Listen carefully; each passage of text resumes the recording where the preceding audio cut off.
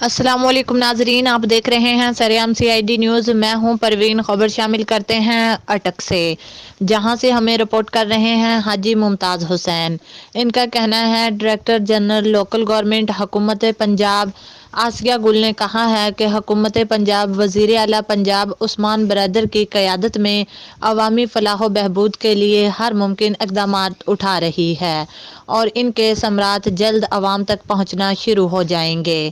انہوں نے ان خیالات کا اظہار DC آفس اٹک میں محکمہ لوکل گورنمنٹ اور کلین اینڈ گرین اٹک کے حوالے سے اجلاس کی صدارت کرتے ہوئے کہا۔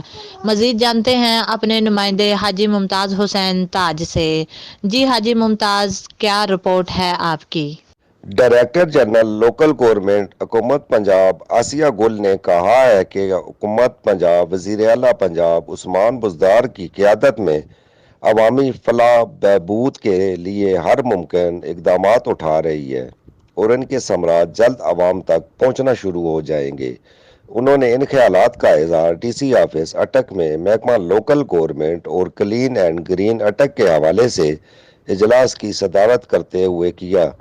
اجلاس میں ڈپٹی کمشنر اٹک علی اران Qamar, deputy secretary local government Najeeb Aslam, deputy director local government Javed Iqbal Bhatti, ضلع بھر کے چیف افسران اور دیگر متعلقہ افراد نے شرکت کی۔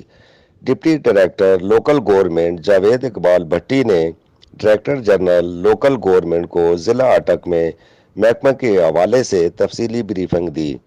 بریفنگ دیتے ہوئے انہوں نے کہا کہ لوکل گورنمنٹ کے زیر انتظام تمام امور خوش اسلوبی سے رواں ہیں۔ بعض جگہوں پر سٹاف یا فنڈ کی کمی کے باعث مشکلات کا سامنا ہے۔ DGLG نے تمام مشکلات کے جلد حل کے لیے یقین دہانی کروائی۔